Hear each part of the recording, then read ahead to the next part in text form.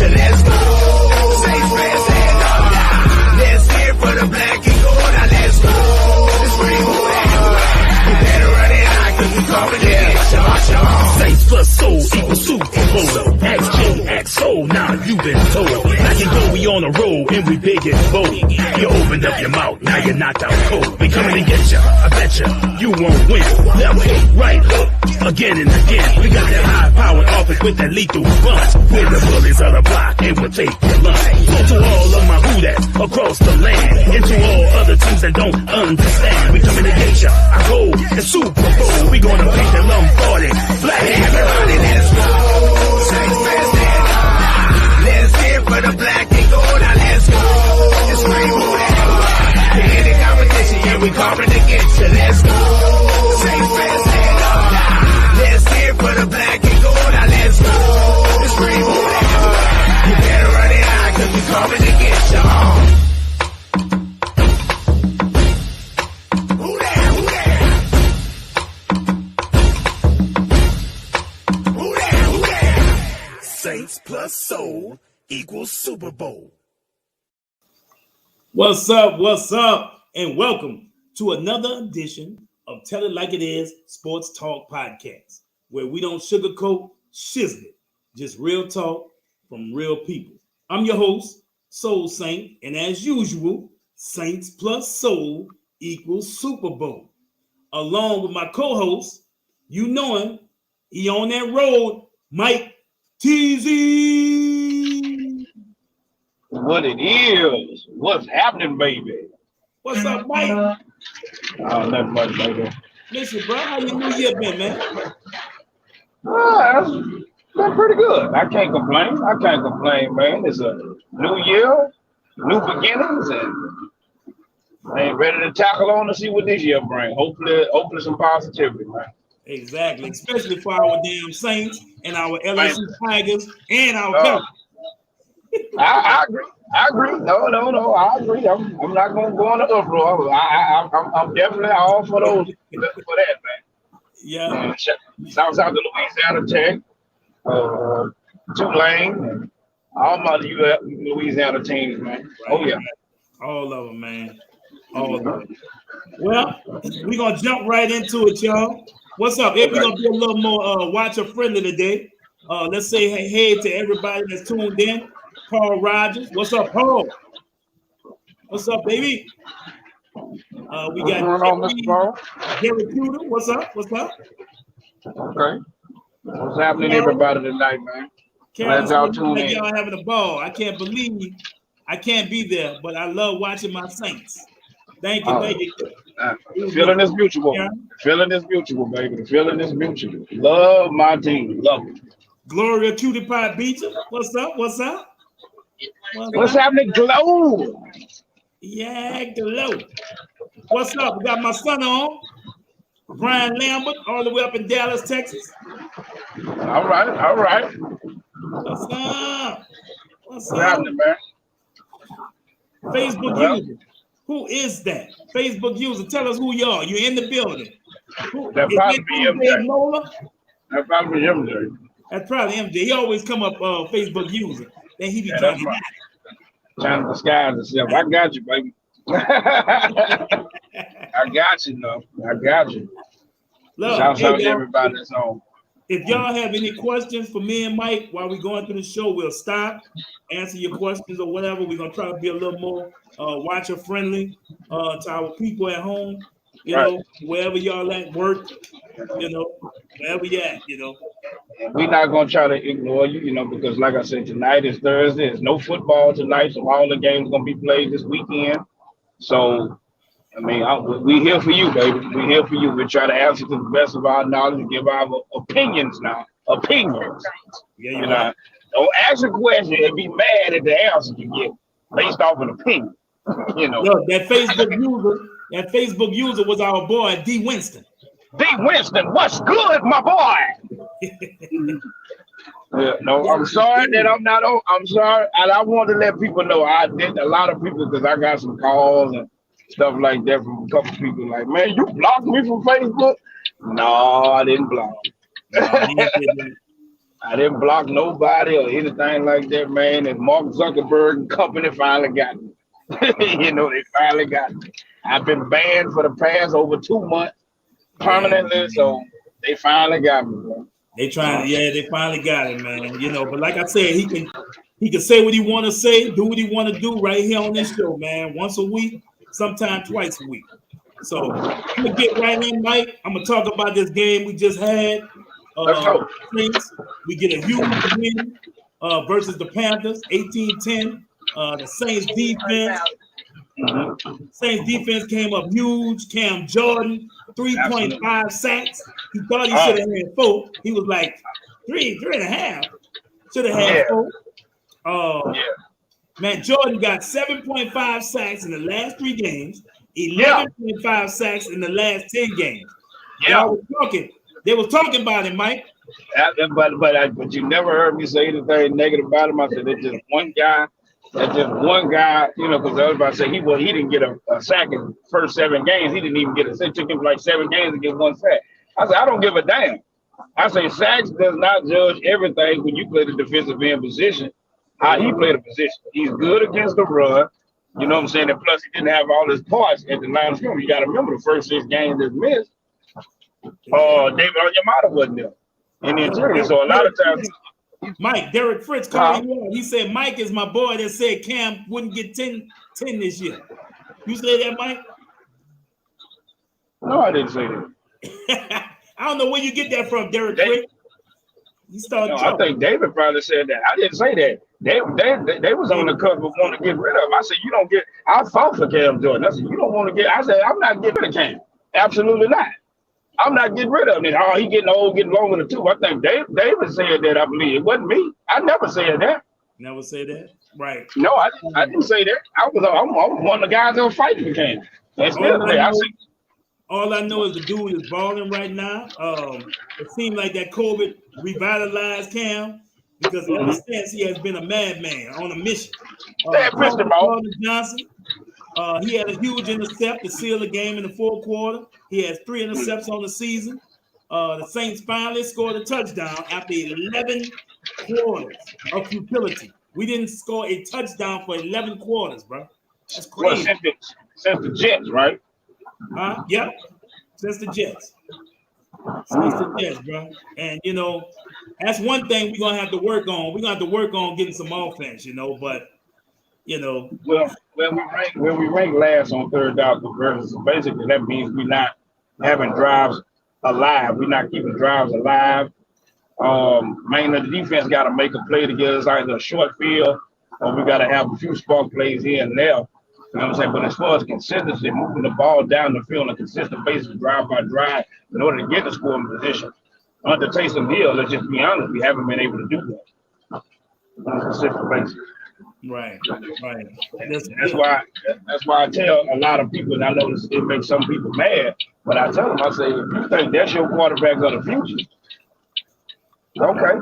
And a lot of people still saying that Taysom Hill won these games, man. The defense won these games, man. Let me tell you something. Go ahead.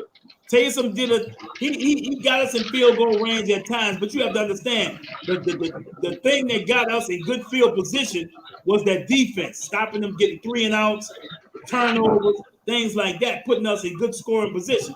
And usually when you get in that good scoring position, you're supposed to score, not kick no field goal. We can't win on field goals, man. You damn sure came to playoffs. But definitely the thing that should be basically, I give him credit that he has been a better impact than Trevor has been quarterback, second, third string, whatever you want to call it. He has been a better impact than him because all he did was basically a whole lot of nothing. You know what I'm saying? Trevor. What's his name? What's Trevor's last name? And I don't want to keep calling Trevor. What's Trevor's last name? Quarterback. Trevor Simeon. Simeon. Yeah. I had a brain fart. But Simeon, whatever you want to call him. Yeah. Man, you crazy. But he basically had a lot of plays with no impact at all whatsoever. And a lot of times you get you get a wild factor rotation here and there, a spark play here and there. You know what I'm saying? That didn't come out key and pivotal. So he basically been more of an impact, but it's been mainly the primary catalyst of our wins have been special teams with the good kicking of Brett Maher and the defense. The defense has kept us in the majority of the game and everything. Well, I mean, we haven't been scored. I can't even tell you one game we scored 30 points. You know, so it hasn't been many or whatever. I think we probably got 2 games this year. Maybe we scored 30. Now, don't get me wrong. We got a couple of highlights on offense. Marquez Callaway, he caught 6 passes for 97 yards. He also dropped 3. Yeah, dropped 3. Yeah. You know, it seems like he make the tough catches, but drop the easy. Yeah. He almost closed in on 7. Who that remind you of, Mike? Huh? Who that remind you of? Oh Lord, don't get me started. I think about, you know what I think about? I think about Odell Beckham making them one-handed highlight catches, but then missing stuff across the middle and right in his hands. You know, I think about him when I say that. I was gonna name somebody off the Saints, but it's okay. Yeah. I was gonna name somebody off the Saints that was known for catching them. Now don't get me wrong. The difficult ones, but the easy ones he used to drop. I'm like, what the hell, dude? Like, come on, bro. Don't get me wrong. Taysom Hill, you just give a little credit because you know he come in. You know he's been playing his ass off, trying to do what he can. The boy is just not active. He threw a lot of passes behind the receivers. You know, like I said, Callaway had some drops right there in his hand. And I like that. I like that the broadcasters be giving him a lot of damn leeway. Taysom Hill talk about that. Oh, he threw the back shoulder pass on the post play, or basically that wasn't on purpose.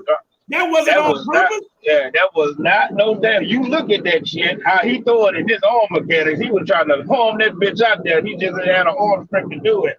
But like I say, the wide receiver got to stop in his route and make a play on the ball. You know what I'm saying? And a lot of times the defender don't be looking at the ball. They may not be looking at the player in those situations when the ball's in the air. If you run that side by side with the wide receiver, the thing you're supposed to do is look at his eyes. The eyes always tell you if the ball is coming. The eyes get big. You know what I'm saying? So a lot of times. Mike, wait a minute. We got Ryan Scherfel, the one that said Taysom was the answer. He talking about bringing Bortles now. Ryan Scherfel said he want Bortles in there now. Now, Sherman, I know damn well you didn't just say that. Sherman, I know damn well you did that. In a long time no see, my friend. I haven't seen you in a long time on here. You know what I'm saying? But I definitely like to bring back up that topic. I say, I bet y'all ass miss we got damn Jameis Winston, not don't you? Yes, sir. I guarantee you put out 5 straight losses after he got a lot of people saying after he got hurt. Oh damn. Like, oh damn. Yeah. Get him. Somebody say get him. Yeah. Now I'm gonna spaz ass for this moment. I'm gonna spaz ass, but I tell you one thing, he bet not slip. He just bet not damn slip. I'm gonna be on his ass like steak on shit. He bet not slip. You know what I'm saying? But no, you gonna keep Taysom in there. Hey, Mike Scherfel say wait, we need a quarterback. No Winston, no Simeon, no Hill. They all trash. At least he say all of them trash now. Man, he full of Sherman full of shit, not realistic. and basically diarrhea at the mouth when it comes to football, don't know shit. I think you only do this shit to kind of troll me and troll us Saints fans. I think with Winston, they fine. Like I said, I would love to see Winston with a revamped offense. You know what I'm saying? If he was able to have a touchdown to interception ratio of 14-3, if he was able to have that with absolutely shit water at the wide receiver position. Derek, we know Winston ain't no trash, bro. That's Scherfel, bro. You know what I'm saying? You know what I'm saying? If we was able to have that touchdown to interception ratio, 14-3, keeping an eye with no Michael Thomas. In the game that he got hurt, that was Traquan's first game back. And that ain't saying nothing with Traquan, sorry ass. You know what I'm saying? Adam Troutman still had Similac in his motherfucking ears and shit. You know what I'm saying? So if you just make a few key picks, you know what I'm saying? You get a few key picks in the draft, or possibly make a move with free agency. I think what's his name ass out of here. Cesar Ruiz and shit, woman. He out of here. He out of here. He shit water. He gonna get somebody killed, bro. He gonna get somebody killed. Yeah. You know what I'm saying? Like he out of here, man. Because like I said, I ain't forgave his ass when he did to Drew Brees 2 years ago. He got Drew Brees hurt. You know what I'm saying? Against San Francisco 49ers. They happened to be him miss that damn block. I don't know if a lot of people know that they got his ribs messed up and damaged even worse against the 49ers. Go back and look at it. It was interior lineman that came through. That was Cesar Ruiz, the Mr. Matador, Mr. Olay, Mr. Turnstile got Drew Brees hurt. And, you know what I'm saying? And that could have been very serious, bro, because that boy ribs went into his lung, punctured his lung. Absolutely. So the motherfucker that was responsible for that, I want to say, I'm not hearing this shit that, because he was a rookie. Motherfucker, you get paid to block. It ain't like you're doing something special. They don't consider offensive lineman a damn skill position. Get in front of the motherfucker, put some bricks in your damn pocket, and have some nuts, and start to stop a motherfucker. Trip him, hold him, do something. But like I say, he a matador, and he a goddamn turnstile, and he just let motherfucker just blow right by him and shit. Try to have some type of damn effort. Shit. Look, you know I like what Paul said, Mike. Paul said, give me Winston, a healthy offensive line. That's right. Plus a decent number 2 wide receiver. That's right. And let's see what he can do. And put Hill in as a Swiss Army knife like you've been doing. Love it. I love him in that role. Absolutely. You mean to tell me with a Saints offense that can average about around 28 points a game with that damn defense? Man, we'll be a problem. You talk about a championship damn defense right now. A championship opportunistic defense that creates a lot of stops, creates turnovers, and creates havoc. You have that with a high-powered offense, the goddamn Superdome will be back on fire, be lit. It will be known back as the Terrordome, what I like to call it, the fucking Terrordome. Because you didn't want to bring your ass in there when them fans all jacked up and that damn defense playing like it was, and we was able to go down the field on anybody's ass. You didn't want that. You know what I'm saying? Absolutely. I would love to see what he do, and I think that's the smartest decision that they could do. Bring back James. Because like I said, if you want to get Russell Wilson, Aaron Rodgers and anything like that, I welcome that too. Because I welcome that too. But understand this, it's going to cost you. Exactly. We need depth on our defense. We definitely need depth on our offense. And I figure every pick that we have, as far as draft picks, I figure that is pivotal. And like I said, if you got to pay somebody a high number of dollars, because I love Aaron Rodgers. I fucking love it. Me too. I fucking love it. But I know realistically, Aaron Rodgers is not the type of guy that's going to take a damn pay cut. That's just not him. Aaron Rodgers considers himself basically top quarterback in pro football. He's not taking no damn pay cut, ladies and gentlemen. Aaron Rodgers knows his work. Aaron Rodgers knows his work. Absolutely. And Russell Wilson, being that he got a stable in the league, you look at Russell Wilson's numbers, you know what I'm saying, making 2 Super Bowl appearances, multiple Pro Bowls, all pro and all that other stuff. Russell Wilson got a kind of respectability too. That way, I got a number where I know I'm not going to be able to accept in that nature. So you know it's going to cost you over probably ballpark figure $35 million a year for Russell Wilson and Aaron Rodgers. We don't have that type of money, ladies and gentlemen. You got to understand this, that we got guys on our roster that are very important to us that we want to keep and want to sign. Marcus Williams is one of those guys. C.J. Gardner-Johnson is one of those guys. If you look at Quan Alexander, he's on a year-to-year basis. That is a guy you definitely want to keep in Quan Alexander. I would love to keep Quan Alexander for another year. You want to make more and better improvements at the tight end position. And Lord, don't let me start at the fucking wide receiver position. Now, say you may get able to draft a guy, but you still want to possibly bring in another veteran guy at the wide receiver position to help Mike back. You know what I'm saying? It's a possibility. Just being honest, looking at somebody to compare with Alvin Kamara. You know what I'm saying? So you got a lot of guys, and don't get me started with the offensive line, because I don't think they real sold on Cesar Ruiz ass being here, because he's gonna get a quarterback, he's gonna get somebody killed. This is straight up. And what you gonna do with Terron Armstead? This is his final year, his contract. When I'm adding and naming all these players, you know what I'm saying? PJ Williams possibly won't be back. It's possible he may get another contract with somebody else. Malcolm Jenkins getting long in the tooth. There's a possibility that Bradley Roby, that is a guy they only got for 1 year. They rented him. So when you look at talking about possibly bringing in Aaron Rodgers or bringing in a Russell Wilson and all that other damn money, and we already say we are already over $50-something million over the cap. Are you really thinking about this from a business standpoint? What that could do bringing in them? Now, don't get me wrong, the offense I think will be back on point, but it's going to cost you. It is going to cost you. Look, Mike, I'm gonna be honest. I would stay pat with Russell Winston, bro. He's ahead of schedule on his rehab. He's looking good, bro. This will be his third year coming up in the Saints offense, bro. Under Sean Payton. Give the dude the whole season and let's see how he does. He started out 5-2. He was doing good. He was efficient. He wasn't having super numbers like 400 yards passing, but we didn't need that.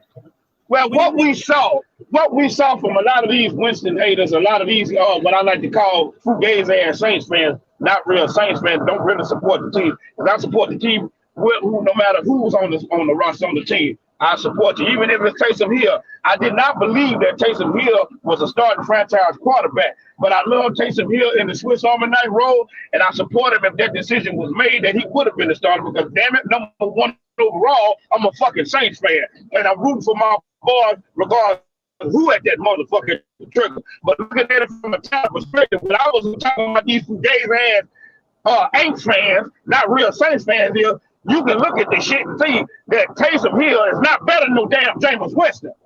It's not even close. He's not better than that damn man. I can see that. You know what I'm saying? But I still love him in that role. I would still love to keep him in that role because he's a talented player. He brings a lot of spark, a lot of moxie, you know what I'm saying, for as a football player. But a quarterback, he is fucking not. It's period. Ain't a goddamn story. You know what I'm saying? And I would love to see what Jameis could do with a real revamp, with a real roster. What's that? Because you notice week to week or so that the narrative got changed. The goalpost, they start moving the goddamn goalpost. Oh, he gonna turn over the goddamn ball. 30 interceptions. Well, he wasn't projected to get 30 interceptions. They were saying 8 to 10 interceptions with 40 touchdowns. Sound like a damn good quarterback to me. Yeah. And I said in Sean Payton's system, he was not going to allow him to have that many turnovers in that nature. And he played with shit at the wide receiver position. You got guys that could get Jeremiah. You got what's up, Jeremiah? That's my dog right there. You got guys that can't get no goddamn separation. You got to scheme them on players, on rub routes and things of that nature, underneath routes. You know what I'm saying? Try to find mismatches to create some type of separation. You got guys that can't beat cover 1, cover 0. It is a damn shame on a week-to-week damn basis of that. And James still making shit happen. Shit. Hey, come on. Look, before we keep on going on that, let me give a shout out to our kicker. Brett Meyer made 4 field goals. I tell you what, bro, I'm tired of field goals though. Good job, Brett Meyer. The MVP. The point though, you know, the MVP. Having problems with kickers. I don't know. It's just kickers, bro. I mean, I'm tired of them. I need some touchdowns. You know, we had 4 different. But it was a win. Yeah, we won 3 out of the 4 last games, bro. You know, and we still to make the playoffs after all the adversity that we've been through. We got to beat the Falcons. The Rams got to beat the 49ers. If both of those things happen, the Saints will play in the wild card at the Rams. 1 game at a time, man. Right. The Falcons already been eliminated, and they would love to keep us from going.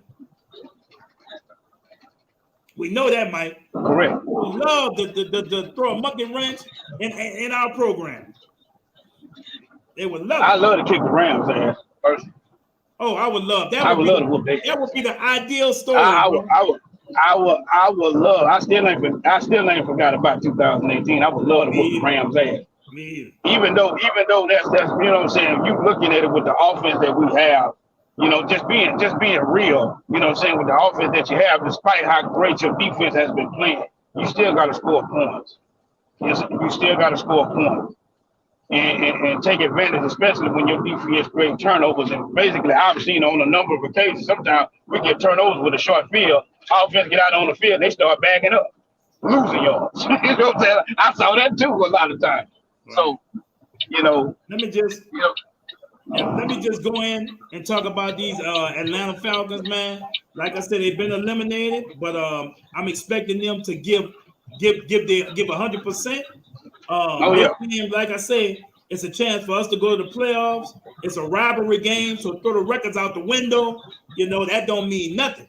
Cam Jordan needs another 3-sack performance. He loves to sack Matt Ryan. I think he sacked Matt Ryan more than any other quarterback. So we keep that going. The Saints defense must contain Kyle Pitts. He has a 1,000-yard season this year as a rookie. Right. So that's their biggest weapon right there. Kyle Pitts and Gage at wide receiver. And Cordero Patterson. This last time. Cordero Patterson. Yep, he killed us last time. I'm not concerned about Mike Davis. I think that defensive will definitely step up in the running game. Cordero Patterson, it really hurt us on that wheel route when he got us toward the end of that game. That wheel route when he ran from out of the backfield and he caught us sweet. Kyle Pitts is been hurt a little bit, but I think he's still gonna play. And like I said, they motivated. I'm quite sure that the Atlanta Falcon fans gonna show up because, well, you know, even though they got to use crowd noise to pump that damn trash ass stadium up. You know what I'm saying? But I think that they gonna come there motivated by the fact that, you know, before we can talk about San Francisco and the Rams, we got to win this game.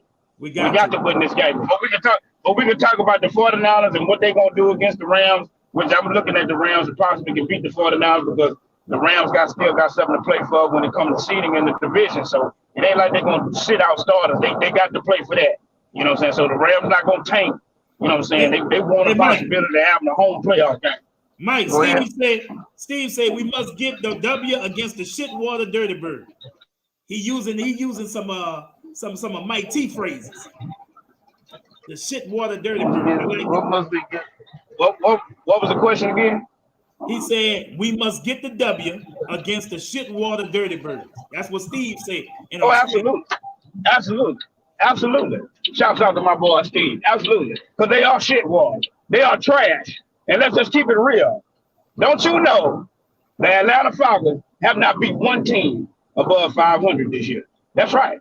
Even when they beat the Saints this year, we was above 500 when they beat us.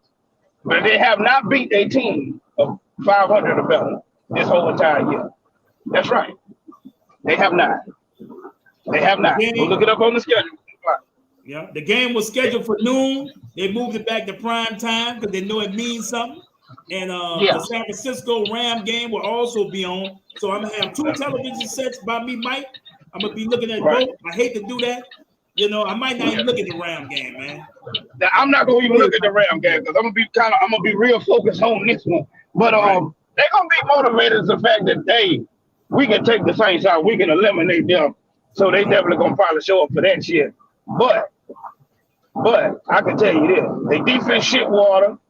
You know what I'm saying? They're not gonna be able to run the ball. It's gonna be one-dimensional. And like I said, you hit Matt Ryan ass, make him tap dance like the late great fucking Gregory Hines. We got his ass right on the river. Christmas will come early in 2022.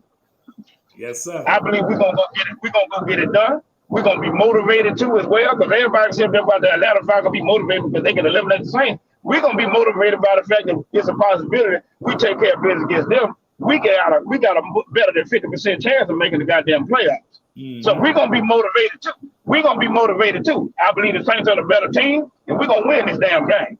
We're gonna win this damn game. I'm gonna be honest with you. I think we can go to the Rams the way Stafford been playing. You put pressure on Stafford, we could cause some turnovers, and you know we can have a good game against them Rams, right? Not to get ahead of ourselves and anything of that nature, but speaking about Matt Stafford has been that type of player throughout his entire career, even when he was with Detroit, when he had Megatron.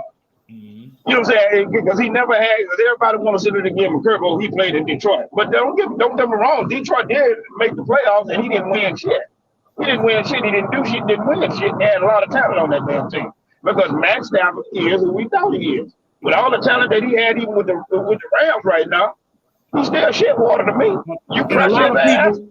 lot of people don't remember this, but Matt Stafford's rookie year was the year we went to the Super Bowl. We beat them down here in the dome. That's right. And Matt Stafford has all the arm talent in the world. You know what I'm saying? He's not the most mobile guy in the world. He came from Georgia. I remember that #1 overall pick with Detroit. But he got great superior arm talent. You know what I'm saying? Kind of elusive in the pocket just a little bit, but he's not no real athletic guy. But the thing about him is he makes stupid decisions because anytime you got a guy with great arm talent, with an arm strength like he got, they figure they can fit it in any type window, any type holes, and a lot of times that get him in trouble. That get him in trouble. You know what I'm saying? And like I said, sometimes he make fucking like what or what are you doing type plays. You know what I'm saying? And like I said, you hit his ass enough. You hit his ass enough, he'll do it. He will do it. He will do it. Mike, I'm listening to Ron Scherfer, and it's the last time we're gonna go to Ron because Ron be tripping. He said Winston Hill Simeon was all shit water this year. Tell me I'm wrong. Now, how was Winston shit water? That's why I want you to explain with a 5-2 record, a great touchdown to intercept ratio, efficient, doing what he needed to do through 5 touchdown passes in his first game. Why was he shit water? That's what I'm trying to understand from Ron Scherfer.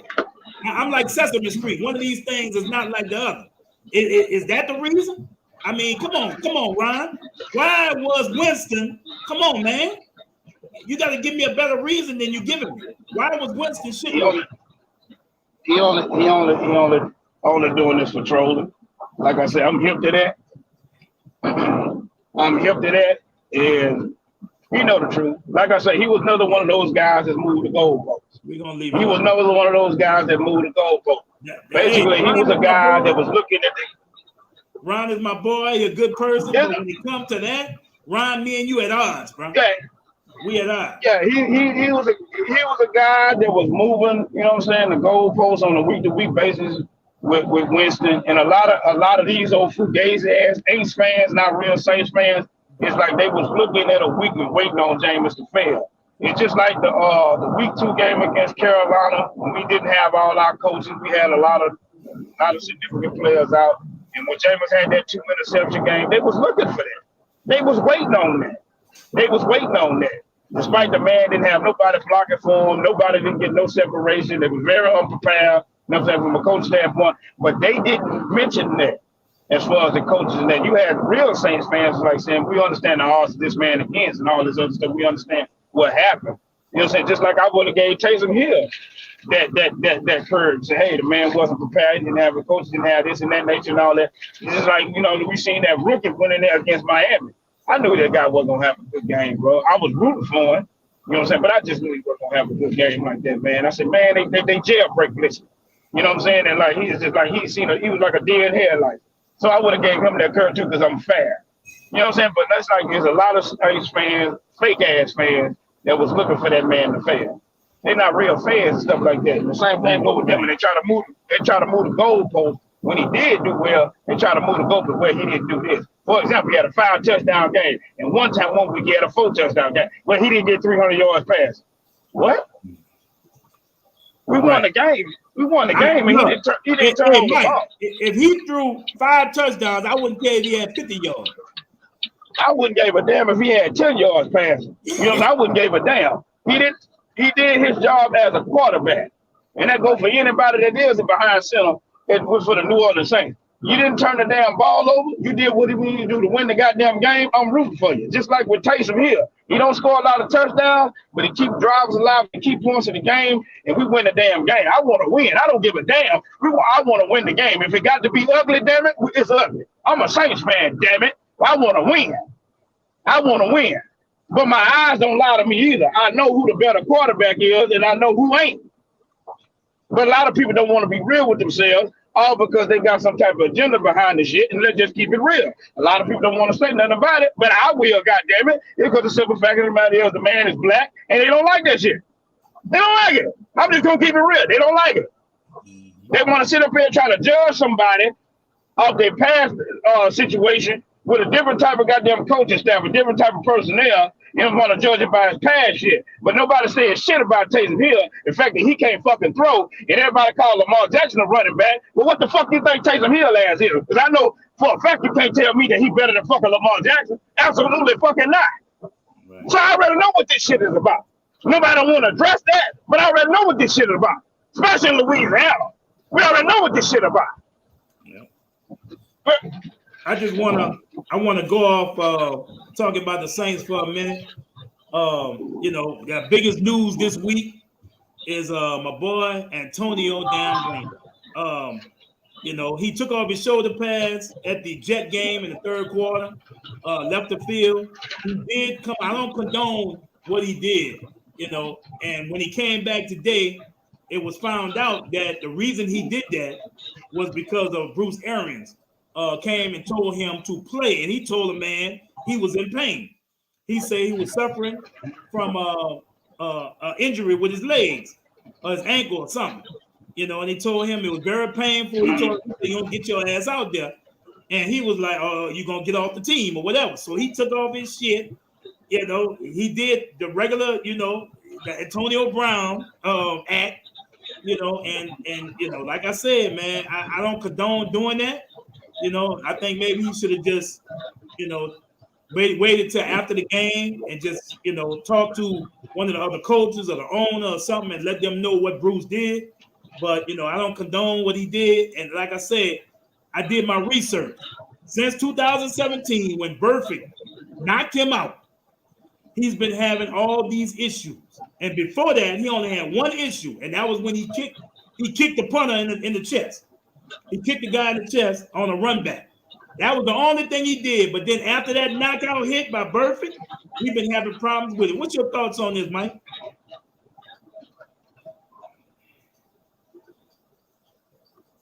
Mike? Oh, you asking me a question?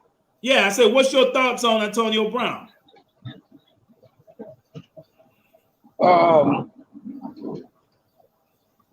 Everybody say like when it comes to Antonio Brown,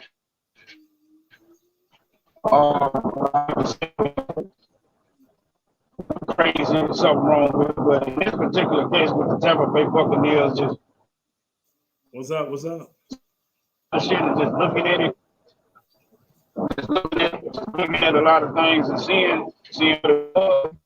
Actually, I'm on Antonio Brown because I know the organization.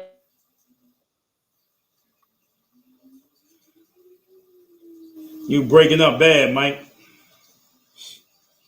Y'all have to remember, Mike T is on that road, man. So, you know, I was hoping his signal was strong, stayed strong. But Mike, you still there? Hello. And we're gonna move on, man. We're gonna move on till Mike come back. Like I said with Antonio Brown, you know, y'all can comment if you want, and you know how you feel about the whole Antonio Brown fiasco that happened. What y'all think about that? Hey, Lise, everybody good. How you doing? Yep, I'm by myself. Mike T is gone.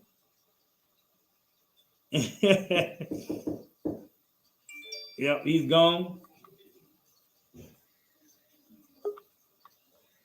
Let me see if I can get him back. Mike T, you there? How about now? Is better? Yeah. You was talking about Antonio. What happened? You want to finish talking about Antonio? Because you had cut out. So you could start all over with that. We couldn't hear nothing you said.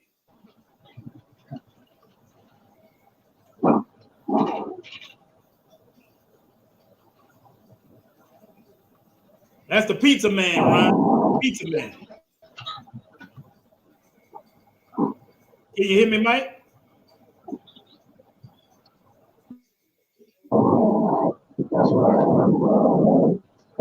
As far as college, I heard that's why none of the big schools are recruiting him, because I heard he was a problem child. You know, and you know, so I don't know exactly what it was, but that's why none of the big schools recruiting him, and because of his size also. But you know, I don't know what those things were and why he wasn't recruited by some of the big schools.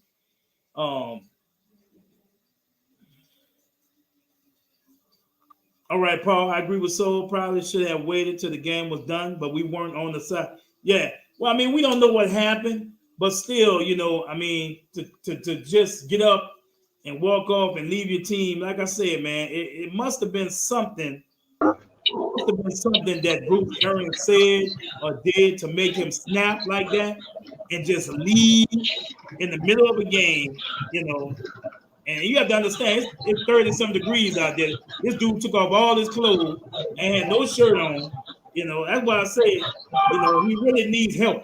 I don't know if it's CTE or what, but, Antonio, I hope he get the proper help, because I really think something's wrong, But did you look at the letter that he wrote yesterday? Yeah, I looked at it. Yeah, but he basically explained everything in detail and make it seem like why he quote unquote snapped like that and all that other stuff. But I'm with Antonio Brown on it. I am. But they basically cut him on the field. You try to make me play hurt, and the man said that in the letter that you can literally see the bone coming out of his ankle. You can see it, like it's protruding out of his ankle, like he got a shot before the game. They said basically what he said that it was illegal. The type of medicine they gave that was against the NFL, and they still gave him that shot to play. Mm-hmm. You know what I'm saying? He said, "Man, it's hurting, and I can't go no more. Yet you still try to make me play hurt." And then Bruce Arians lied and said that he knew nothing about an injury. Well, showed in that message that before the game, he was notified that he knew that man was hurt. Mm-hmm. Because Antonio Brown showed the receipts. Oh, yes, you did know that. Right. Yes, you did.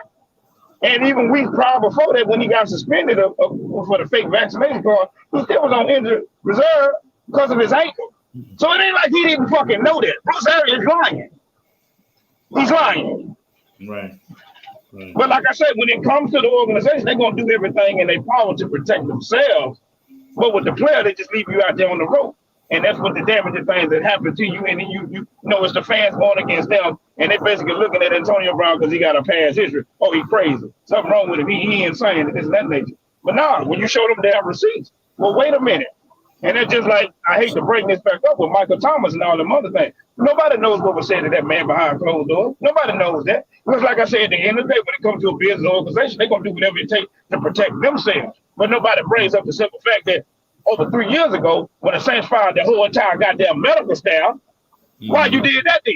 Why you did that? Why you did that? If everything was all peaches and cream with the goddamn medical staff, why you fired every goddamn body? Doctors, nurses, assistants, everybody ass got fired. Mm-hmm. Because you was basically misappropriating people, guys with injuries and all that other shit, this and that nature. So that proves the point that the organization give a damn about themselves. They're going to protect themselves. But these damn players, it's something totally different. When you got guys can't trust the organization, they got to go get second opinions and all that other shit. And AB basically covered his damn tracks. He covered his damn tracks and got an MRI from a damn professional the very next day. The very next day. Basically telling you that man was fucking hurt. Well, Mike, he's a free agent now. Do you think anybody else might take the risk of signing him for the playoffs, or you think his year is done? Somebody's gonna have to get him in the off season before the season starts. I think being that he is having surgery on his ankle, his season is done. It's over with. That's why he basically said in there, what's his name, that he'll be ready and prepared for next season. But like I say, when you got the media pushing that agenda, when you got organizations, a lot of staff to get you. Now, he didn't help himself in a lot of crazy moves that he made, because I don't support everything that he done. Especially the situation how he handled it in Oakland and the situation that he handled in New England, where you're going to talk about the owner. Come on, bro. That's not going to help you. You talk about Mr. Kraft, who got a lot of clout in this league and stuff like that, and the way he handled the situation in Oakland and stuff like that. You got to understand the nature of the business too. Is a way to be professional. It's a way to be respectful. How to handle them type of situations when shit don't go your way or shit like that. You don't do that. Like for example, the shit that he did when he was out there in Tampa Bay. If you knew and they say, hey, you're gonna get out there and play. I can't go. I can't play. Well, if you don't play, you out of here. You done. You cut. Well, basically what you do is, from that standpoint, you don't go on a tirade taking your shit out, throwing shit all over the goddamn place and doing that. Man, just sit your ass on the bench. Sit your ass on the bench and cheer your teammates on. Sit your ass on the bench to still be a team player. I understand you upset in that situation, but understand this. You know your body better than anybody else. If you hurt, you can't go on. They're trying to force you to play. Still be professional. Still be respectful by saying, hey, I can't go on. I can't play. I'm sorry I can't go out there, but I'm going to support my teammates. I'm going to sit my ass on this bench to the end of the game, but I'm not going to leave my teammates and cheer them on and root for them. But don't go on a fucking tirade throwing shit around and going like that. I didn't like that. I didn't like that. That's the way to handle shit. And that's why well, we don't know if you're gonna be able to get another job. He plays last down the league and all the other shit because you basically going on that fucking tirade doing that. And all they're gonna do is compare it to past shit. But look what he did to a moving company. Look what he did to his baby mama. Look what all that shit got brought back up again. All that shit got brought back up again. So Mike, do you think you got to be civil? You got to be professional. Do you think he have a mental issue? I mean, it's clear he don't handle things in the best situation, best when pressure presents itself.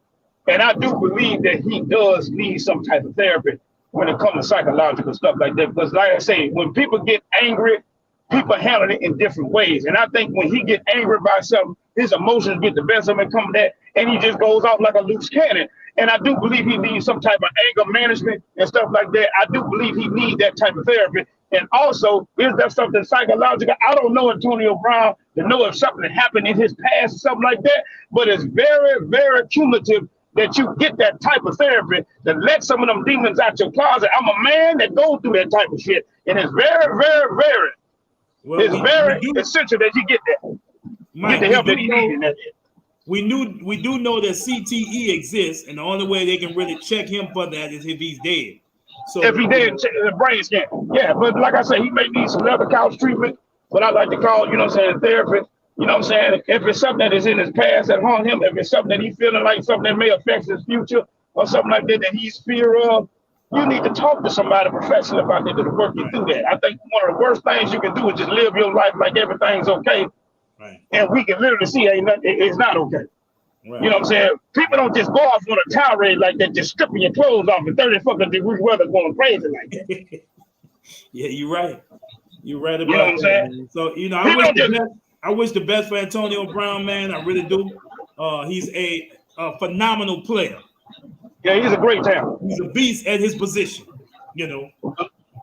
But I do think the committee gonna probably go after him because the simple fact of the matter is of his past couple of years of the things that he's been doing.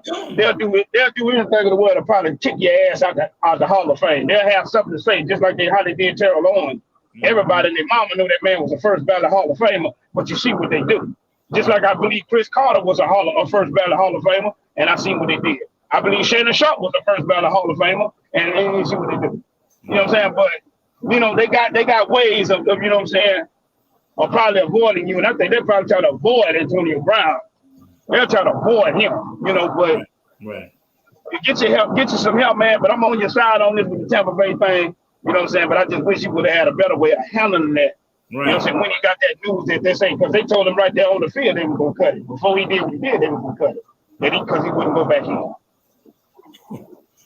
Let's see. What do you guys think though, is going through Tom Brady's head? He's got his back now against the wall and the 8-beat distraction going into the playoffs. Then he'll feed off of it, or because he doesn't have Belichick to detect it, it'll mess with him. How you think them Tampa Bay Buccaneers gonna deal with this, Mike?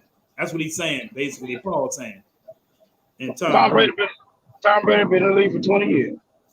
Tom Brady has been through situations where he didn't even have a goddamn wide receiver the caliber of Antonio Brown. You know what I'm saying? So Tom Brady is the leader that they say he is, and the player that they say he is. He shouldn't have no problem at all. Now, I tell you this, I was very highly impressed with that final drive when Antonio Brown left the field, and Tom Brady went down there with Rashad Perriman and Cyril Grayson, you know what I'm saying, rookie wide receiver out of LSU, who didn't even play a lick of football as a track guy.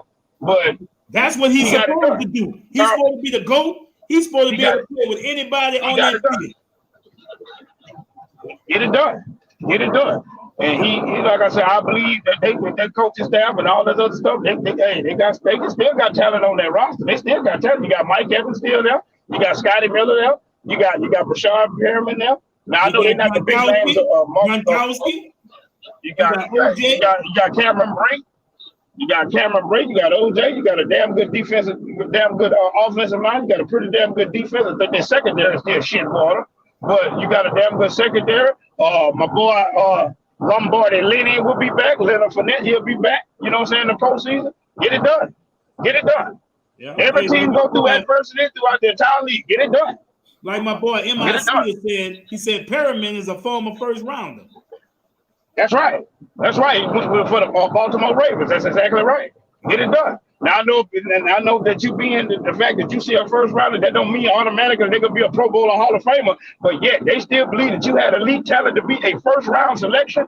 Get it done. You ain't shit water when it comes to the talent department. Look, Mike, ain't nobody that got no guy. We know not every first rounder, is first rounder material. Look at Kevin White. We've been messing with him all year. He ain't did shit yet. Yeah, he got size, he got speed, and he was a guy capable of that. But the problem is, you can't be healthy. You can't catch a cold in goddamn Antarctica. You know what I'm saying? Let's keep it real. You know what I'm saying? And a lot of people ain't built like that. You know what I'm saying? He made from a physique standpoint, you seem like, oh my God, but shit. When you get out there on the field, shit water. But there's a reason why they did pick you in the first round. There's a reason why. You may have not amounted to the success that the round that you was picked in, but it wasn't like you were fucking shit water from a goddamn measurement.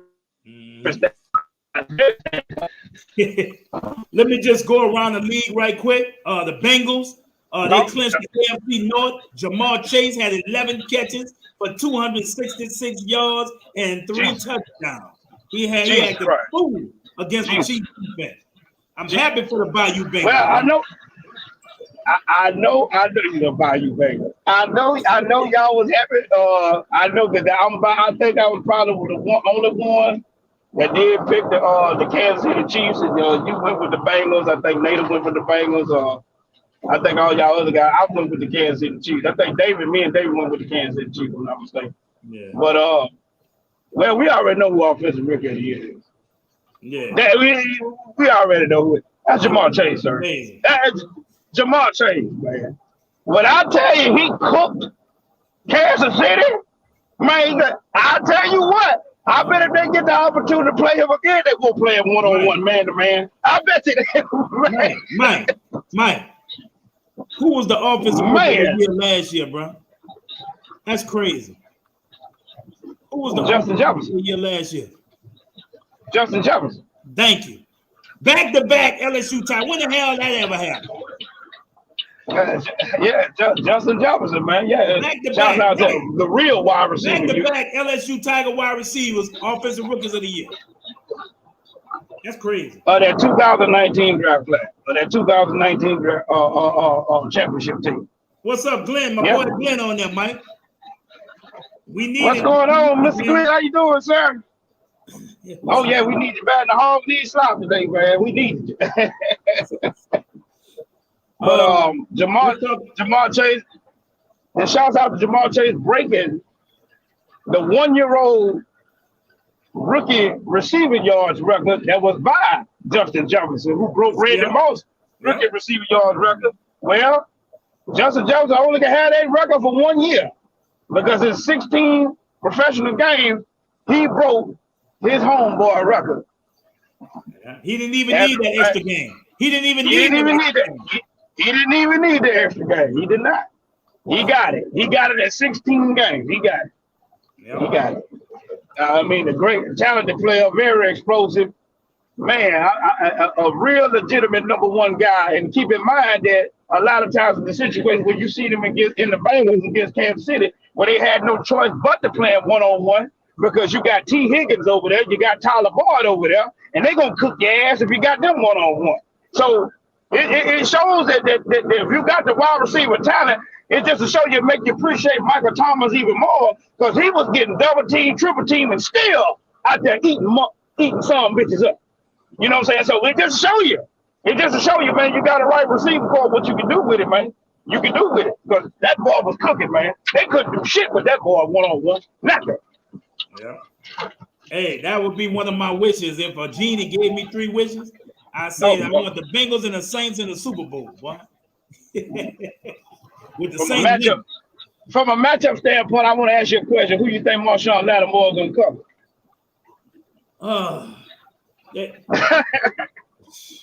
I said they probably put Lattimore on their best receiver. You know, that's what I said. You know, Jamar Chase. You know, and that's saying something. T. Higgins And T. Higgins been down for 2 years. This Jamal rookie year. Tyler Boyd, I think, gonna leave for about 4 years. He a beast, bro. But yeah, he got the right number. He is number one. He is the number one receiver. Right. I knew that Burrows, when he got his receiver, I knew their chemistry was gonna get back like they was when they was at LSU, bro. And yeah. But there's the thing I want to ask you that now I kind of lost my train of thought with Joe Burrow and everything with Cincinnati and all that other stuff. Oh yeah, about the draft. Now everybody said that he needed some offensive linemen, some protection for Nate Soul to help him out. I thought that was going to be the guy they were going to draft at number 5 overall, and they went with the wide receiver. Do you think Joe made that call? Joe Burrow made that call, or who you think made that call? I think he had a little input with it. Because remember, he already had Tyler Boyd and T. Higgins already there, so he had legitimate wide receivers. Yeah, of course. You got a receiver there that you can get that you have chemistry with, you broke records with, you won a national championship with. Why not? Why not? Right. And they said that guy was a legitimate number 1. So it wasn't a need there, Dress. It was a want. I want him. If he left, damn it, I want him. And they took him. And the league right quick. The Cowboys lose to the Cardinals. We knew that. They dropped to the 4th seed in the NFC. My boy Hurts was headed off the field, bro. And I guess the Angels was watching over him because he was just far away enough where the railing and a whole bunch of fans fell less than a foot from him. And if he would have been over there, they would have fell on his head. No telling how the injury what kind of injuries he would have suffered. You know, hats off to Hurts. The Angels was watching over him that after the game that day. Did you see that, Mike? I heard about it. I didn't see it, but I don't like to say blessed. I don't like to say lucky. I like to say blessed. Right. You know what I'm saying? He is a praying man in that situation. Man, that what you just described, that he was like about a foot away from, and the possibility could have been land on his head. Yeah, he blessed. He blessed. Yeah, he blessed. The Jets, Ravens, and Washington all blue leads. They could have won. The Chargers and the Raiders will play Sunday. Whoever wins gets into the playoffs. Man, I just can't wait to watch these games, Mike. That's Sunday night, right? That's Sunday night. Yeah, That be your best goddamn games right there. You win. Oh man, that's gonna be a Derek Carr against Justin Herbert. Let's get it on. Okay. You win, baby. Which I think both of them gonna get a first round exit no matter who win the goddamn game. But still, I want to see it. Yeah, I want to see it. You win, you're in. So that's gonna be a nice game to watch. When we get to our picks, that's gonna be a tough one to pick. Man, hey, it's been a crazy year, and I just want to give a shout out to the New Orleans Saints organization for overcoming such adversity this year and still have a chance to get a winning record, and still a chance to make the playoffs after all the stuff that we've been through, man. You look at other teams in the league. If Aaron Rodgers would have went out, with the Packers would still be in the same spot like us, because they had overcome that. Tom Brady went out with a knee injury. Could the Buccaneers still been in the position we in right now? You think about all them other teams, and if they lost their quarterback, I don't think so, bro. I don't think they would be as good as the Saints. Think about this. That a lot of people not saying it. If you don't think the Saints ain't been through nothing, playing basically your first month away from home because of a hurricane. Exactly. COVID and all this other stuff. Exactly. You got major key players, the superstar players, you know what I'm saying, like Mike Thomas and the coach that couldn't come back and play. But 57 different starters. That is an NFL record, ladies and gentlemen. 57 different starters. That is unheard of in a regular season. 57 different starters. That's what the Saints went through. And to sit up and say you got an opportunity to still be above 500 with all that shit going on, I know it's less than likely that he won't be a candidate. But Sean Payton never deserved a conference coach of the year with that type of shit that man had to go do in the coaching staff. And because it tell you right there that with a few key players and this and that, we still right there, ladies and gentlemen, the possibility that it's a Super Bowl contender. We get some couple players and get some couple makes some moves. And it ain't got to be too many. Keep some key players that we don't want to lose. Get some more depth and get some key players to revamp certain positions like the wide receiver position, probably the tight end position. We'll be just fine. But definitely Sean Payton should be considered for coach of the year. I think Dennis Allen may be a head coach. I think he may get an opportunity to get a head coach job. My boy M.I. Cedar, he's a Tampa Bay fan, but very, very respectable. I like fans like that. I went to Tampa Bay, and Big Nasty is a good guy. He took me to dinner before the game and everything, bro. Treated me like, I was his best friend, and we Saints fans. But we got Saints fans right here in Louisiana. I mean, Tampa Bay fans right here in Louisiana that are just horrible.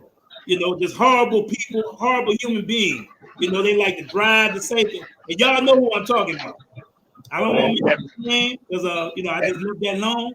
But MIC, you seem like a good guy. And he said the Saints need to go wide receiver. And that's the same thing we said. Mike said, absolutely.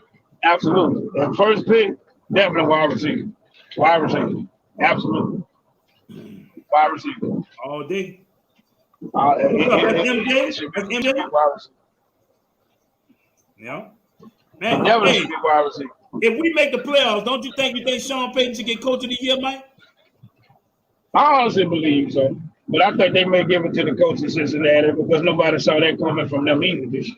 If they was going to win a division, they had Baltimore, I think, as a favorite. Cleveland as a favorite. Cleveland was considered the favorite of what they did with pass, except they won the division last year. They got better in the offseason, but I think the quarterback got hurt, a couple guys got hurt, but they still had the talent and whatnot. But I don't think Cincinnati, I think they would pick last in that division, and they end up winning the division. So I believe Cincinnati, Zach Taylor is going to be coach of the year, which is deserving, but with nobody been through the shit that the Saints went through. And I think for consideration, Sean Payton should get some type of consideration. Oh, it's pronounced Me Sidor. All right, brother. Me Sidor. Okay. So let me ask you, Me Sidor, Tampa Bay fan, do you think your Tampa Bay Buccaneers will repeat as Super Bowl champs this year? Take your time. Hell no. I answer. Hell no. Take your time. I like their front seven on their defense, but I just think their secondary, a lot of times give other teams opportunities if the defensive line can get into pressure. So I think their offense is good, but I think Chris Godwin is a safety net. A lot of people don't really know how good. I like Chris Godwin better than I like Mike Evans.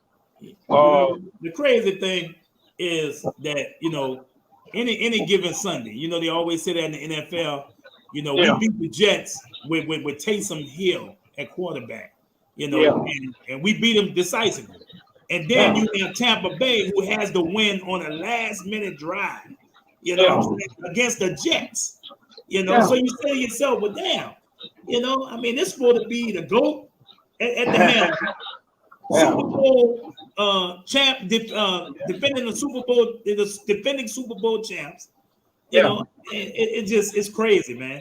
It's crazy. It's about matchups. It's about matchups, man. Matchups, game plan, execution, all that plays a role in it on a week-to-week basis. You know what I'm saying? That's why they say you got to be in that mindset on a week-to-week basis, not take your foot off the gas, because it can happen to you. You go out there slipping, you can get your ass beat. In NFL, that's how it happens. Because some people say they can't understand it, they don't know how this happened today, man. But this team just blew them off. Well, this team did. You got different coaching staff, you got different personnel, you got different style of playing, you got guys that, they'll tell them what you did the previous night. You want to go clubbing out to the club and all that other shit. You know what I'm saying? You got to be into it on a week-to-week basis. But Tom Brady gonna elevate him like he did last year, but I just don't think they're gonna win it this year. I think the Rams are better. I think Green Bay is better this year, and I think they're the better teams. I think they're the better teams. I think Dallas will probably give them a better run for their money in that first game they played them in, even though it was a tight game. I think Dallas will give them a run for their money. But I like Tampa Bay to beat Dallas. This is what Misido said. He said, would love to think they will, but realistically, Bucks are too injured, and the league sees the chunk in the armor of the defense. Screen and double moves is going to take some time, take some good game planning to compensate the deficiencies. I like that. I like him. See, there's somebody realistic, not biased. Exactly. I like that. He said he gave a real honest assessment answer. You know, they got a legitimate shot that they won the division. You do got a home playoff game. It's a possibility you can make it to that second level, you know, because you probably play some, you know, player, one of the bottom teams, that non-divisional teams that can make it. You know what I'm saying? But above that, can you beat Green Bay in Green Bay? Can you beat, you know what I'm saying, the Rams and stuff like that? You got a shot. I'm not saying Tampa Bay don't have a shot. You know what I'm saying? But is it more than likely? You know, we'll see. But I like his assessment. I like that. Somebody that's fair, not biased. I like that. I'm gonna just move over. I know Mike don't like to talk about these people, but I'm gonna give you an update on Zion Williamson, our Pelicans. He's still continuing to do personal rehab. He's not with the team, and he will continue to do that. Personally, I don't think he'll be back this year. That's just my assessment of everything. It don't look like he's coming back. For what? He's not with the team because he don't want to be there. Right. Let's just keep it real. You know, when you got that kind of shit going on before a season and during the season and after the season, right. And basically, like I say, when your family is talking about this, right. And keep in mind, he didn't deny a damn thing. He didn't have one damn report saying that I want to be in New Orleans, I love being in New Orleans, I want to stay in New Orleans. He didn't say anything like that.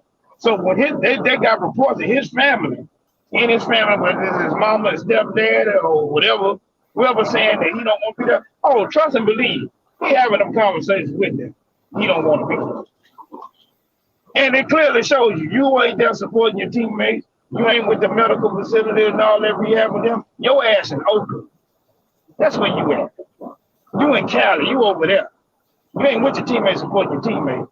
So it can clearly say this. If the Pelicans playing on TV, his ass ain't watching. He don't care.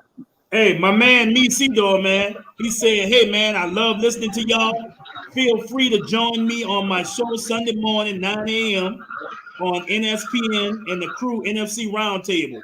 We cover the whole NFC. Look, and Misido, if you want me and Mike on your show, you ever want us to come on there? Mike be at home on the weekends. I'm free, usually on the weekends, if you let me know first. So, yeah, man, we love having you, and we're going to watch your show, too. Yeah, there's inbox Soul Saint information, and I'll definitely he'll pass on my information. I would love to join you on your show, and we can have a good NFC talk. Absolutely, brother. I welcome that invitation. Thank you for inviting us. We really appreciate it. Thank you. Before we leaving the Pels. We're not going to talk about the Pels till they over 500. I'm not going to get upset. Because, like I said, it's the same situation about it. I'm not going to get over emotional about it because I had to take some medicine that night when I had lost it again. But I don't want to have a headache tonight, so I said I'm not going to let them do it to me tonight. Right. But it just really pisses me off with the young talent that they got. They constantly get the same type of damn coaches that they prove a damn thing. That ain't built for this young roster. You got guys that undisciplined want to do what the hell they want to do, and you got basically a team that just wasting these damn glory years of they just wasting it. Man. I don't know what the hell the organization doing. Like I said, as far as I'm concerned, they're gonna sell a goddamn team because you ain't gonna attract no goddamn lot of good. They want some winners out there. You know. And I was at the game the other night when they played the Suns. And they played Chris Paul and them hard. They got back down to 4 points in the fourth quarter. Yeah. And they lost by almost 20. You know, they just can't close games.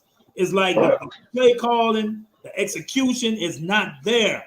And especially in clutch situations. You hitting open shots, open three-pointers. You know, I mean, and you know, these guys are, Saints have a few shooters that should knock down these balls, man.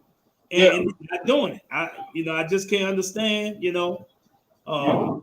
It's just it's just heartbreaking, man. It is. And I don't know what the future holds for the Pels, but I don't, like you say, I don't see them staying too much longer, losing every year. No. It's like this year after year. It's just wasted talent. It hurt to watch, man. Hey, Misido said, serious question. Who amongst you is going to see the Sean Payton movie starring Kevin James? I tell you what, I ain't going to the movie theater to see it. I'm gonna see it right on the Fire Stick. I'm gonna check it out. Check it out.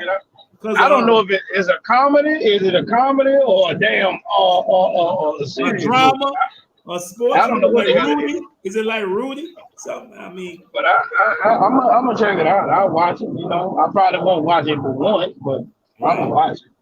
There's a question that came up the other day on Sports Overtime, and I wanted to get Mike's take. I gave my take, and the question was: is Steph the MJ of this era?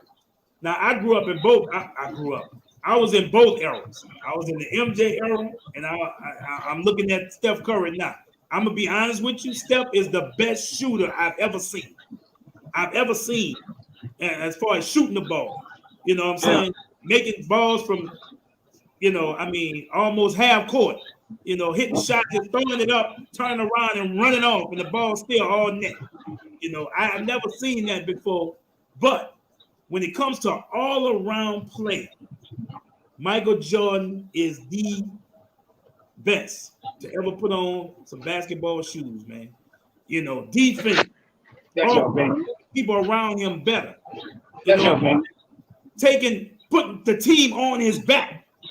When it looks like, hey, look, we ain't playing, nobody else playing too good, so I got to go and do it myself. That's what Michael Jordan was. How you feel about that, Mike? I agree with a little bit of that, but not all of it. I think Michael Jordan is compare. Well, I don't know if that was that. You think that was a comparison to say Steph in that conversation with Michael Jordan? Do you think that was a comparison? Because it's not. You know what I'm saying? Steph Curry is the greatest shooter ever. You know what I'm saying? Is the greatest shooter, but it's a different style of play from this era and from when Larry Bird and all them was in the league, Reggie Miller and all them guys was in the league. It's a different era. The game was a lot more physical. The game was a lot more, a lot more half-court style. You know what I'm saying? It wasn't really basically transition to basketball like it is now. When they're moving up and down the floor. And it's a different type of athlete than it is now than it is when Mike was playing. Mike was an outlier. Mike was probably the greatest athlete in that era. Back then, he didn't play against guys that have the superior athleticism that he had. You know what I'm saying? And that wasn't his fault. I mean, Michael Jordan was not only a great offensive player, but a lot of times people forget how much of a goddamn demon he was on defense. He was one of the great wing defenders. You know what I'm saying? Because he got a couple first-team all defensive teams. I don't know if a lot of people know that. I don't know if a lot of people know that he was a defensive player of the year, too. A lot of people don't know that, too, that Michael Jordan was a defensive player of the year. Yeah, more than once. I think he got it 3 times. No, he got defensive player of the year once. He got defensive player of the year once, but he was all defense. Right. First team all defense numerous times. But I don't think he was a better wing defender than Scottie Pippen. I just don't think that because Scottie Pippen was longer than he was. I think Scottie Pippen, to me, is the greatest wing defender in NBA history. I do. I think that's how great, respectively, that I believe Scottie Pippen is. As a wing defender, he was the fucking talking about Michael Jordan. He was a all-around player as far as offensive and great defensive mentality.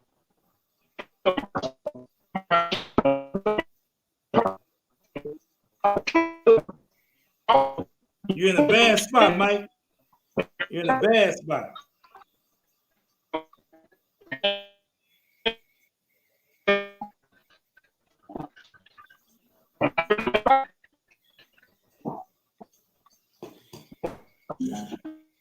Mike having some technical difficulties. Yeah, I can hear you now.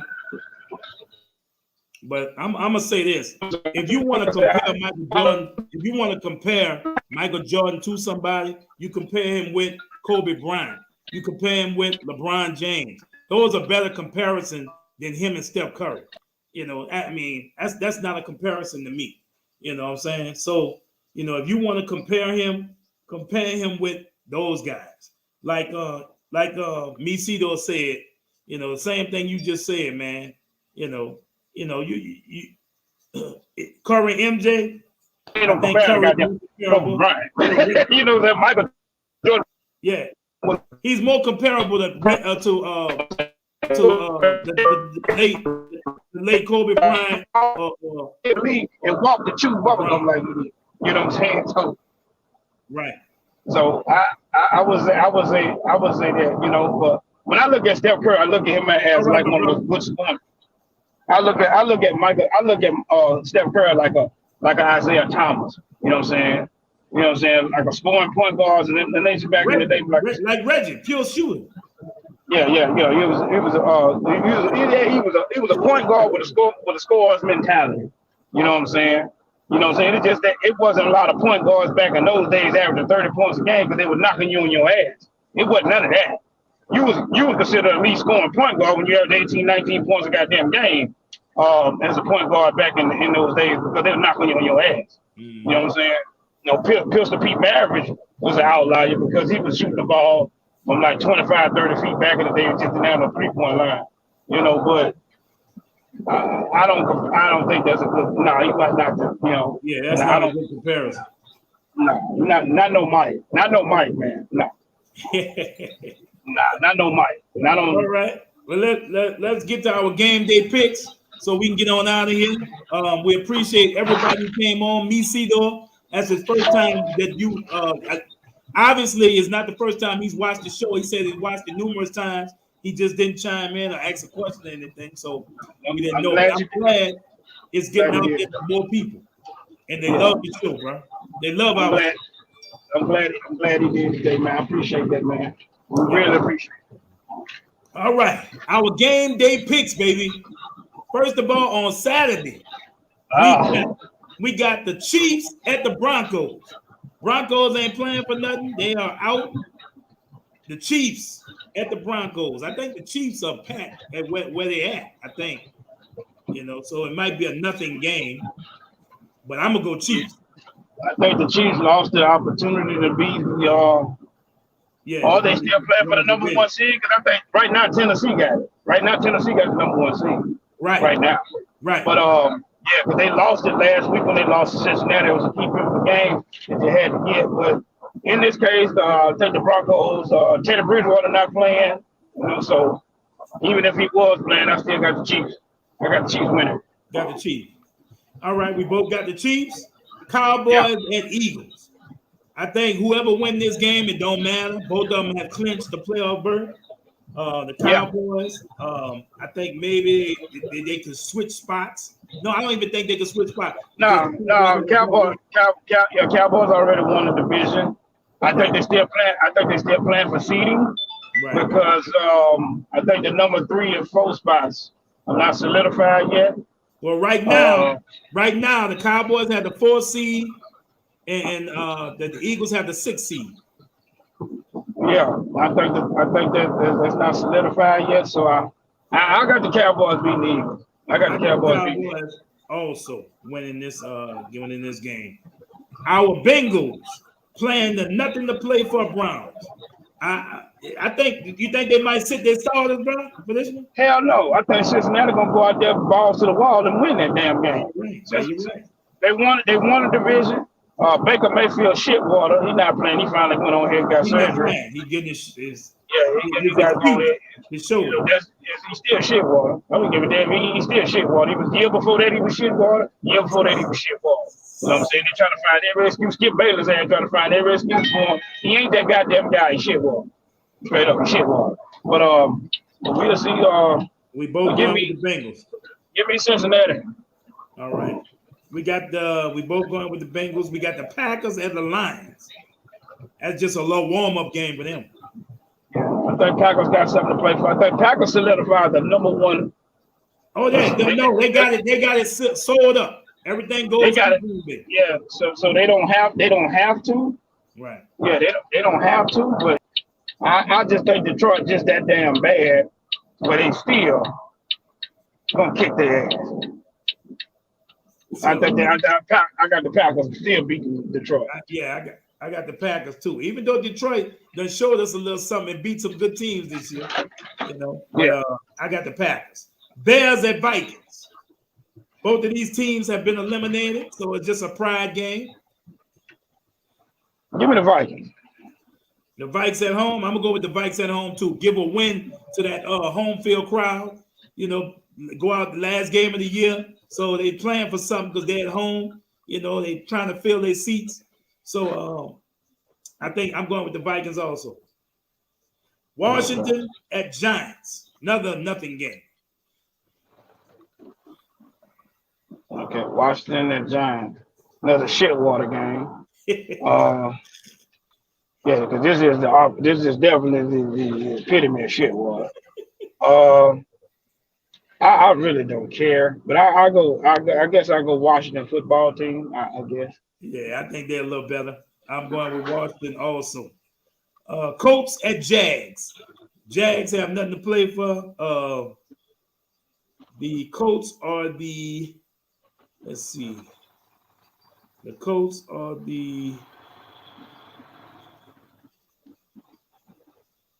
Wait, the Colts are in the playoffs, right? Yeah. Yeah, I mean, I don't know. I think the Colts are in. The Colts are in. So, you know, I'm going with Colts though. Either way, I mean, the Jaguars are, like you say, shit. Yeah. The Jaguars been Jags straight dumpster juice. They trash. I take the Colts. Right, Steelers and Ravens. It was a magical night. I wanted to mention that, and I forgot. It was a magical night in Heinz Field. My boy Roethlisberger's last game at home. It was tearful. You know, he cried a little bit, but he got a win. And can he win his last game in the NFL as a Pittsburgh Steeler? I'm going to Pittsburgh. Yeah, I think they shutting down Lamar Jackson. That's it for Lamar Jackson. But definitely shouts out to Coach Mike Tomlin, who was the first coach in NFL history to coach 15 plus consecutive years with no losing seasons. No losing seasons in 15 years. And people want to sit up there and say, well, you consider 8-8. Yes, it's not below 500. It's considered a winning season. You goddamn right. And don't get mad because a black man did it, damn it. He did it. And I would love to fucking have him if they got rid of his ass and Sean Brady move on. I would love to have those songs. Prime said Raiders. All right, Prime. Big game for my boy Prime. Jermaine Jones, bro. He big game. He a Raider fan. Okay. Raider Nation. Raider Nation in the house. Raider Nation in the house. Raider Nation. All right. Steelers. We both got the Steelers. Titans. I got Steelers. Titans at who? Texans. Oh, come on. Well, that damn refrigerator with legs is back. Big Henry, King Henry is back. So I'm going with the Titans and hopefully my cousin play a little bit better. Ryan Tannehill. And guess who's back? Guess who's back? Derrick Henry. He might not play this week, but he'll be ready to go. I just said that. I said King Henry back, that damn refrigerator with legs. He back. Oh yeah. Yeah, he back. So he gonna run all over. He gonna run all up and down Texas, man. 100 plus yards, guaranteed. 100 plus yards for Big King Henry. All right. We got the Titans over the Texans. Jets at Bills. Bills. Move on. Bills still got something to play for. I'm going with the Bills. We both going with the Bills. 49ers at Rams. This is a big game for Saints Nation. I'm damn sure not going. I'm damn sure not going for the 49ers. It's a big game for the 49ers, and it's a big game for the Rams. Rams already clinched. But they got an opportunity to win the division. They got an opportunity to win the division. Exactly. And an opportunity to host a playoff game.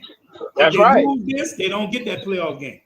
That's right. Well, they get the playoff game because I think they clinched in the playoff. Hosted, I say. Yeah. They you know what I'm saying, you got an opportunity for the host a playoff game. Absolutely. Exactly. I think the number two is at stake. Yeah. I think the number 2 is at stake. Yeah. So you got something to play for. We both going with the Rams. Yes. And if the Rams win it and the Saints win, that's your first matchup, baby. Number 2 versus 7. That's it. That's your first matchup. That's it. So we both going with the Rams, and we want the Rams, and we hope the Rams do what they got to do, and the Saints do what they got to do. Patriots at Dolphins. Belichick against his old Dolphins team. Against their old Dolphins boys. Bill Belichick. Belichick, bro. Belichick. Give me Belichick. Belichick, goddammit. Yeah. And I don't think it's been solidified that Tennessee has won the number 1 seed yet, right? Tennessee? Right. I don't think it's solidified. They in the number 1 spot, but they haven't won that motherfucker yet. And Bill Belichick possibly got an opportunity to win that shit. I'm gonna tell you something right goddamn now. They better not let Bill Belichick get that number 1 seed in the AFC. They better not let that happen when you got to go through New England. They better not let that shit happen. Right. It's gonna be smoke in the goddamn city. Well, we both going with Bill Belichick. I got Bill Belichick. Yeah, even Glow got the Patriots. I got Bill. That's right. Bill Belichick. All right. I'll say Bill Belichick with a rookie quarterback should be a head coaching candidate. Seahawks and Cardinals. This might be Russell Wilson's last game as a Seahawk. This might be. I'll give him a W as a Seahawk. I give him a whole L. How about that? L. Give me the cards. Give me the goddamn cards. Hey, and the L stands for leaving, because that's what he's doing, leaving Seattle. So yeah, there you go. L. Leaving. Yeah. Send his ass to the Giants too. I don't want him in New Orleans. Send his ass to the Giants. I don't want Russell either. You like me, bro. Everybody want Russell Wilson. I don't want him. A lot of people don't know Russell Wilson going on. Russell Wilson going on 34 years old. I don't want his ass. I don't want him. Give me Deshaun Watson, goddamn. Give me Deshaun Watson. Sure. Right. Give me Deshaun Watson or Jameis Winston. Panthers at Bucks. Can the Panthers go out winners? Hell no. Right. Hell no. Bucks gonna whoop the Panthers' ass. Hell no. I'm going with the Bucks. Even though the Bucks played bad against the Jets, I'm going with the Bucks. Yeah, Bucks gonna beat their ass.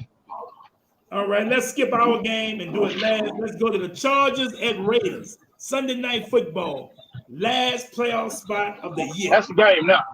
Will be solidified. That's the game now. That's the game right there. At Raiders. Woo. I love the determination the Raiders been playing with. I do with Derek Carr and all them guys have been definitely chipping at the bed. That's man. I'm gonna take. I know I hate this for your friend. I'm gonna take the Chargers, man. Yeah, I got the Chargers. I got the Chargers. That's the Herbert. Yeah, they seem like a stronger team to me, all the way around. I just take the Chargers a little bit better. Right. So that's, and last but not least, I just think the Chargers a little bit better. The Saints at the Falcons. Saints! The goddamn Saints! Saints, baby! Who that? Let's go! Who that? Man, I'm gonna be watching this game. Let's get it done. Other than Atlanta. Let's get it done. Let's go. Yep. Let's go, Taysom. Let's go. Let's go, Cam. Let's go. Give me a score, man. Let's go, DeMario. Let's go, CJ. Let's go. Let's go. Let's go, Lattimore.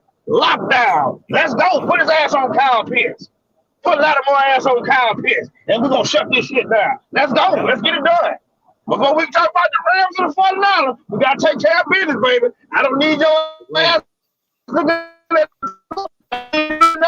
We got to take care of business, baby. Let's go. We got to, baby. Let's go. What's your score, Mike? Hello. Go. What's your score? Saints 23, Falcons 13. 23-13. All right. I think the Saints gonna go out with a bang. What you say? I say 28. Oh shit. 10. 28-10. Oh shit. You saying 4 touchdowns? Smash Matt Ryan, bro. We gonna get a pick 6. Our defense gonna smash. Okay. I say we're gonna get 2 touchdowns and 3 field goals. Jeremiah said 25-13. Okay. That's what I'm looking at. That's what I'm looking at, Jeremiah. I think we're gonna get like I said we probably can get a defensive touchdown. I think we're gonna get a rushing touchdown. And I think we're gonna get some field goals. Because like I said, I think Atlanta gonna be pumped up, you know what I'm saying, to play the Saints. Because like I said, they got that motivation factor that we can eliminate them from the playoffs. And we'll have a top 16. We'll have a top 16. The only good news about that, if you want to call it good news, which I don't really call it good news. Steve said 23-7. Okay. Yeah, we're right along with the same score. But I think we just go 23 points. You know what I'm saying? That's saying a lot, too, because we don't really score a lot of points. But I say 23-13. You know, but we'll have a top 16 pick, you know, if we don't. Yeah, I say 28-10. 28-10 is my score. And hey, y'all, we gotta do what we need to do. We gotta get it done. Mark Ingram gonna be back. I think Ramczyk, he practiced yesterday. He should be back. I hope T. Stagg can come on back. You know, McCoy gonna be back talking about on the offensive line. Cesar Ruiz, old trash ass, God, whatever. He'll do something. Ingram gonna be back.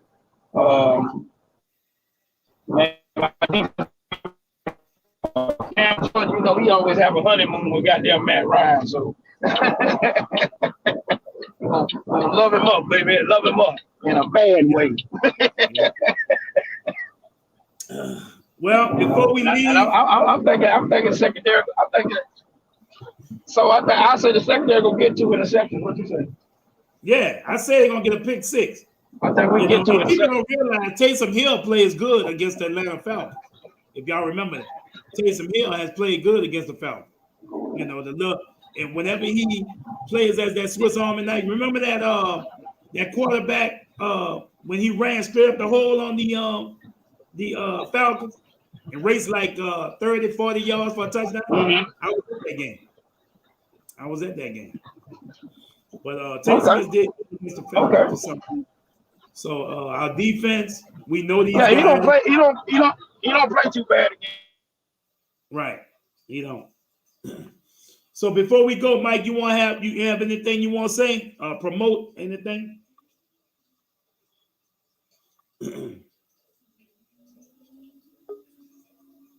Hello? Yeah, I'm here. Yeah, I'm here. You want to promote anything or say anything? I got a couple of things I want to talk about.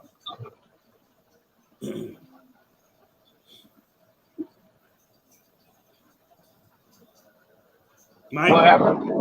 I said, you have anything you want to say before? What's up? No, I'm praying that everybody have a safe and great week this week. Cheer the Saints on and let the haters hate. It don't matter. You know what I'm saying? We definitely should have a post-game show. You know, but man, I believe our boys gonna go get it done. Enjoy this is the final week of the regular season. It's been a long week.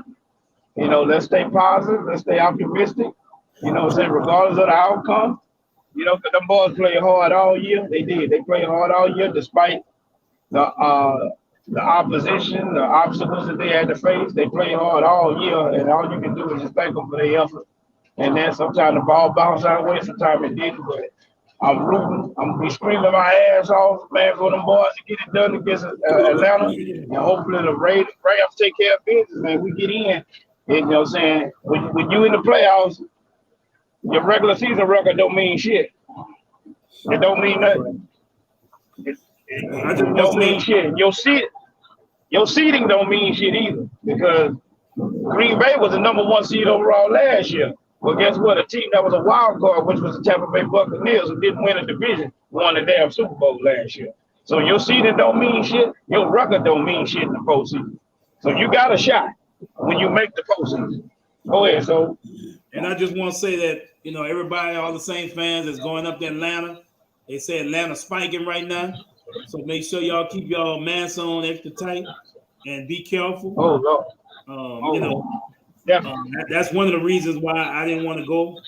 You know, it's getting real bad out here. People with vaccinations, with boosters still going positive, you know, getting sick, you know, and people close to me that I know that, you know, I mean, that got the vaccine and stuff like that, you know, and still getting positive and getting flu-like symptoms and stuff. So I don't know, you know, all we could do is pray, you know, because I would never understand this COVID, this coronavirus crap, you know, and man, it's crazy.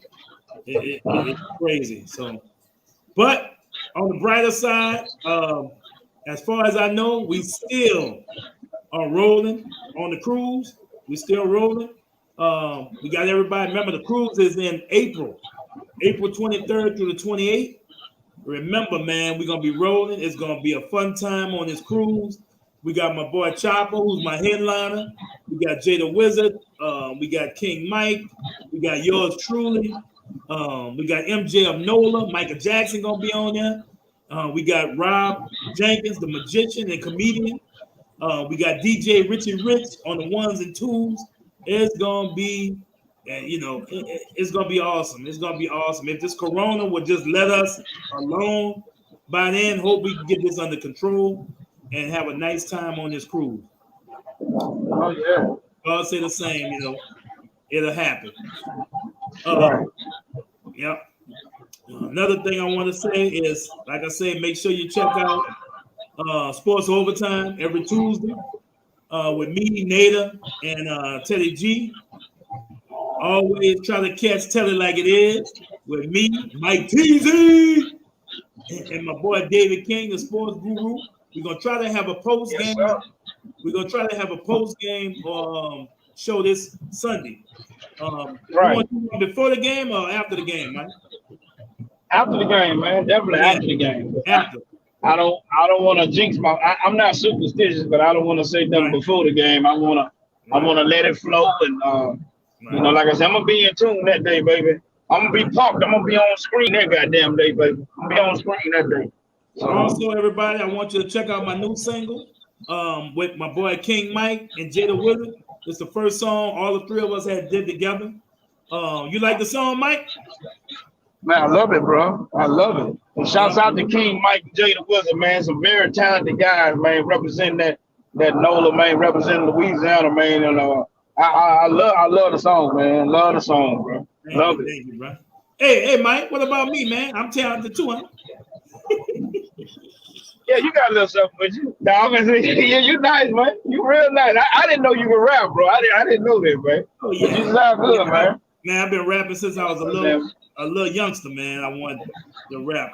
Man, it's a dope song, man. It's a dope song, bro. And I love it. I love it. Thank you, Steve. Steve said he liked the song too. Thank you, Steve. Thank you, brother. You know, man, you should play it, man. On the out, you should play it on the outro, bro. I don't have it on my my control desk yet. I'm gonna have it. I tell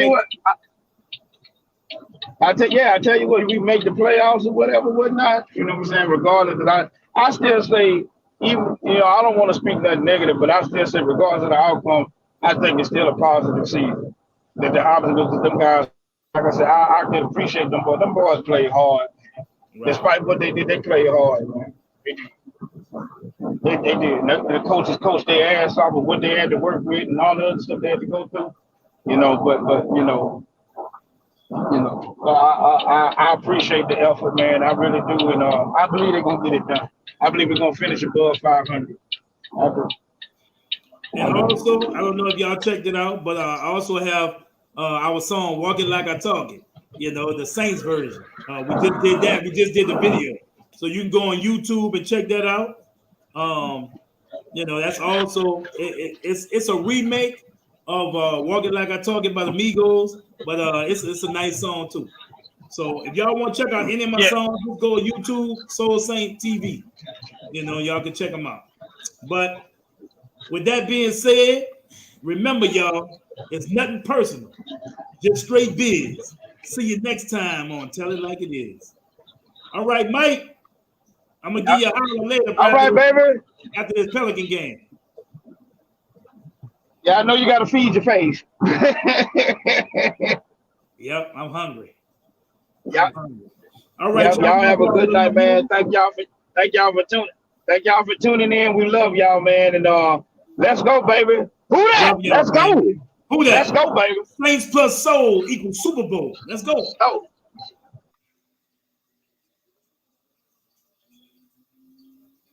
No, living a dream, come on. Only in New Orleans. Saints our favorite team. Who that on the scene for sure and no, living the dream. Before we end the song, let me put it on your mind. My New Orleans Saints get it right on time. Our main objective, put a winner on the field. Let me tell you, Saints fans, the struggle is real. Win, lose, or draw, we by their side. Our Saints are the bus that we gon' ride all the way to the Super Bowl. Look around, all you see is black and gold. We love our team, young and old. Die-hard Saints fans like the king and soul. I'm yelling, who that? Who that? Who that? Who that? Who that say they gon' beat my Saints? Who that? Who that? Who that? Who that? Who that say they gon' beat them Saints? We that. We that. We that. Believe that. We that say you can't